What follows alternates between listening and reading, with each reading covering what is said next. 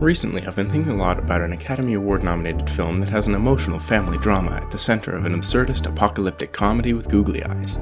It's sweet, it's hilarious, and it's a Canadian animated short film from the 80s.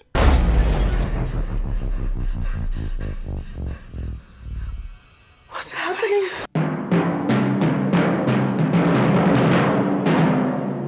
The Big Snit is an animated short film written, directed, and animated by Canadian filmmaker Richard Condy. Released in 1985 by the National Film Board of Canada, the short centers around a dispute between a husband and wife who, during a game of Scrabble, argue about each other's irksome habits. Aw, did you look at my letters? No. Definitely go ahead and watch the short now. It's available on YouTube and highly worth a few minutes of your time.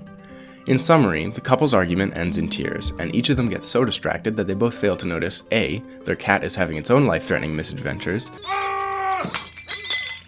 and B, a severe worldwide nuclear war has broken out.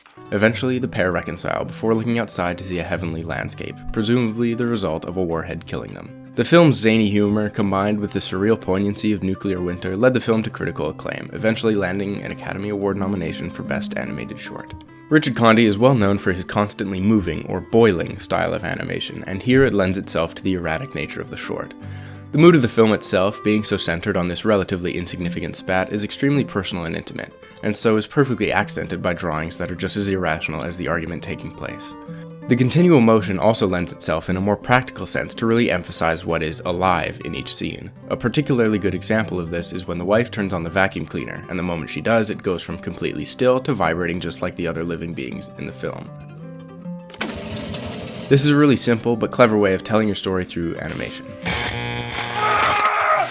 While the adventures of the couple's cat require some suspension of disbelief, much like the catastrophic events outside, the poor feline is not central, and thus we do not have to do much work to make ourselves believe in the world of the film, which is a difficult task to accomplish in animation. The characters themselves and their movements are rarely exaggerated or blown out of proportion like a typical Looney Tunes cartoon. No eyes are extremely enlarged in surprise, no jaws drop literally to the floor, and this is due to a central theme that occurs several times. The way they move is within the realm of believability in a physical sense, but the actions themselves are simply ridiculous. Limb movement is almost never exaggerated beyond normalcy, but a central part of the plot is the fact that the wife has a bad habit of shaking her eyes. The eyes are not exceedingly strange or ridiculous in shape, but the very fact that she is able to take her eyes off in a very matter-of-fact way and literally rattle them around is a perfect example of the character movement suiting the story. This highlights the idea that domestic spats can be completely absurd and yet still cause rifts between lovers, and they often seem completely pointless amongst real-world issues such as nuclear war. Subtle absurd actions like the Sawing for Teens show, vacuuming a bathtub, rattling teeth, and climbing over a chair are more significant than the apocalypse here. The husband, as well, has no extremely fantastical attributes beyond his amusingly large teeth. He wears a simple outfit and has only 6 hairs on his head.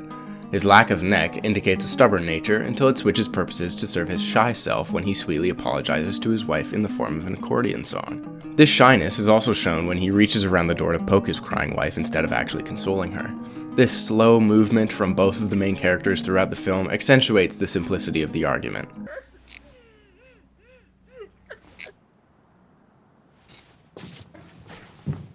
Fast-paced action is repeatedly shown out of doors or in the background, and this is where the actual cartoonish elements are mostly located. Cars tumble and crash, people scream in terror, warheads scream above the earth, and even Noah's Ark and Santa's sleigh make appearances. And yet, even with all this absurdity flying around, the focus remains on 2 slow-moving, simple characters having a spat. The title of the film perfectly summarizes the contrast. Nuclear war threatens the existence of humanity itself, but it is this disagreement, this snit, that is labeled big. The film takes the audience along for the ride. Yeah, it's weird that Noah's Ark showed up for a second there, but I've seen plenty of apocalypse movies.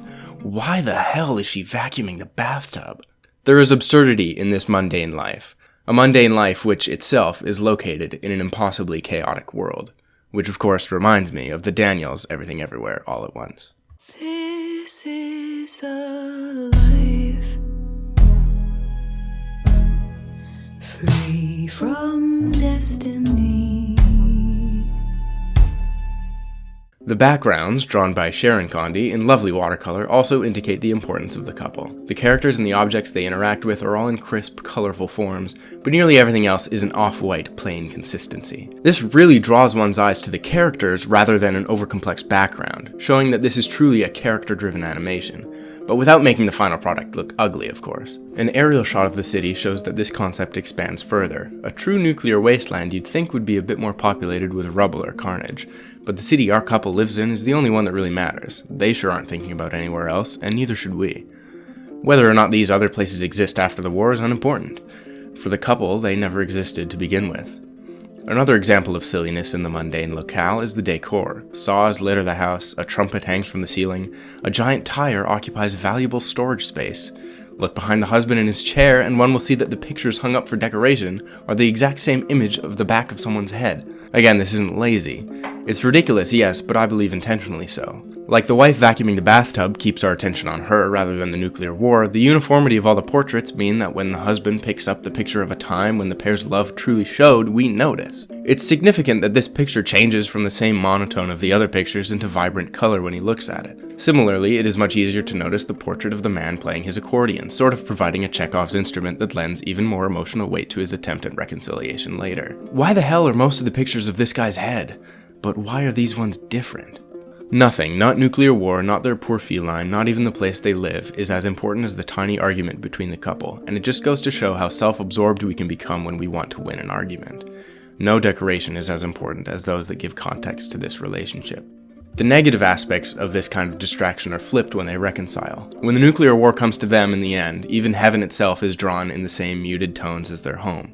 But instead of being distracted from this utterly insane development by each other's flaws like before, they are this time distracted by the love they feel for each other. Rather than stay in this newfound incredible world, they decide to return to the comfort of their Scrabble game. They come to realize that it doesn't matter where they are, what's going on around them. As long as they're together, they only have eyes, shaky or otherwise, for each other. I will always want to be here with you. Overall, the Big Snit turns animation on its head, as it focuses not on what would typically be more entertaining in the apocalypse occurring out of doors, but rather a simple quarrel that might otherwise be boring if not for the choices of the animator. The central relationship would not be particularly difficult to shoot in live action, but the medium of animation allows for plenty of absurdity to show itself, counterintuitively drawing our eyes to the simple, relatable, heartfelt relationship. Gee, it's days like this that you don't feel like doing anything. Come on, let's finish the game. We can do whatever we want.